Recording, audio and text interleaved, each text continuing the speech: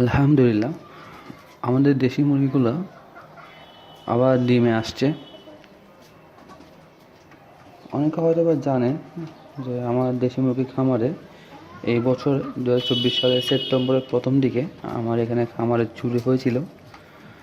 চুরি হওয়ার ফলে আমার বেশ কিছু পাখি এবং আরও অনেক কিছু চুরি হয়ে যায়, যার কারণে আমার প্রায় 2-3 মাস আমার এই খামারটি বন্ধ ছিল।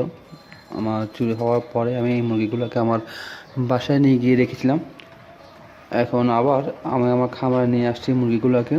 এটা ডিসেম্বরের প্রথম দিকে আনলাম এবং আনার পরে মুরগিগুলোকে কৃমি কোর্স করালাম। আরও মানে যাবতীয় যত কোর্স ছিল সবগুলো কোর্সগুলো কমপ্লিট করলাম।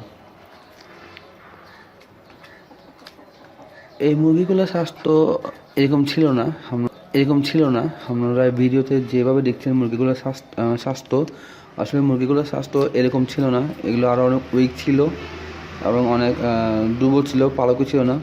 কিন্তু এগুলো বিগত 1 মাসে সঠিকভাবে যত্ন নেওয়ার কারণে আলহামদুলিল্লাহ মুরগিগুলোর গ্রোথ বেশ ভালো এসেছে।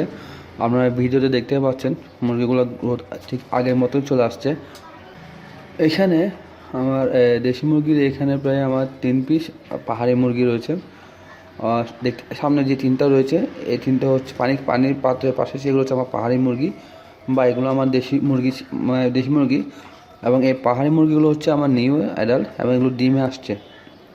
আমার বর্তমানে এখানে প্রায় 26টা দেশি মুরগি রয়েছে, প্রায় 80% আমার ডিমে আসছে এখন এবং ডিমের কাউন্টও মাশাআল্লাহ ভালো হচ্ছে।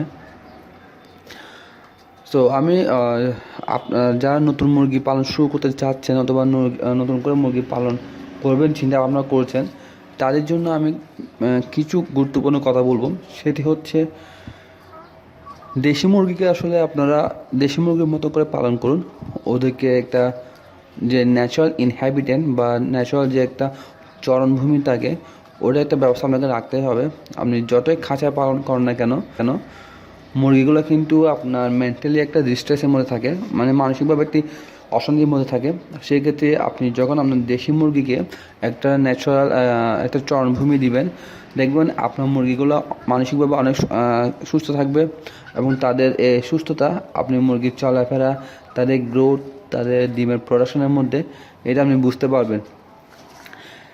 আমি নিজেও এটা বুঝতে পারলাম যখন আমার মুরগিগুলোকে আমি বাসায় নিয়ে গিয়েছিলাম, খাঁচার মধ্যে ছিল। আমার মুরগির গ্রোথ এরকম ছিল না। যখন আমি ডিসেম্বরের প্রথম দিকে নিয়ে আসছি, আজকে প্রায় বছর শেষের দিকে, আমার মুরগিগুলো 1 মাসের মধ্যে একটা মানে উল্লেখযোগ্য একটা ট্রান্সফর্ম হয়েছে, যা আমার ভিডিওতে আমি স্পষ্ট বুঝতে পারছি। সো নতুনদেরকে বলবো, আপনারা যদি দেশি মুরগি পালন করতে চান অথবা দেশি মুরগি নিয়ে একটা প্ল্যানিং থাকে, সেক্ষেত্রে আপনারা অবশ্যই একটা ভালো একটা পরিকল্পনা নিয়ে মাথায় নামবেন। পরিকল্পনার মধ্যে থাকতে হবে কি, মুরগিদেরকে ওদের ঘোরাফেরা করাতে জায়গা দিতে হবে। একটা ন্যাচারাল যে খাবারগুলো থাকে সেগুলো আপনাকে প্রোভাইড করতে হবে। যেমন দেখুন, আমার এখানে আমি ন্যাচারাল খাবার জন্য আমি এখানে কলা গাছ কেটে দিয়েছি। আমার কোনো কিছু করতে হয় না। এখানে যে বাইরের যে কলা গাছ ছিল ওটা কেটে এখানে এনে দিয়ে রাখলাম, মুরগি নিচে খেয়ে নিচ্ছে। পাশাপাশি আমার মুরগির জন্য আমার এখানে পেয়ারা গাছ, লেবু গাছ, বেলেম্বু গাছ, সফেদা গাছ, আম গাছ, আর অনেকগুলো গাছ আছে। তো ওখান থেকে যে পাতাগুলো পড়ে, শীতকালে অনেক পাতা ঝরে পড়ে, ওই পাতাগুলো কিন্তু আমার মুরগিগুলো আরামসে খেয়ে ফেলে। যার কারণে আমাকে আর মুরগির প্রাকৃতিক খাবার নিয়ে চিন্তা করতে হচ্ছে না। আর প্রাকৃতিক খাবার হিসেবে অবশ্যই চেষ্টা করবেন আপনারা মুরগি যাতে চর্বি না হয় এই জাতীয় খাবার বেশি খাওয়ানোর জন্য। মুরগির চর্বি হয় এই খাবারের মধ্যে উল্লেখযোগ্য হচ্ছে গম। অনেকে গমের পরিমাণ বেশি খাওয়ান, তো যারা গম খাওয়াচ্ছেন তারা চেষ্টা করবেন গম একটু কমিয়ে দেওয়ার জন্য।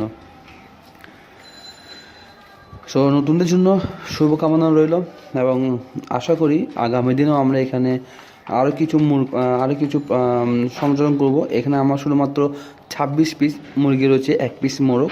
আমি এখানে আরও মোরগ তুলব, যেহেতু এখন শীতকাল। আমি শীতকালে কোনো মুরগি এবং মোরগ তুলছি না। শীতকালটা চলে যাক, এরপরে আমি এখানে হয়তো আবার নতুন করে আমার মোরগ এবং মুরগি তুলব।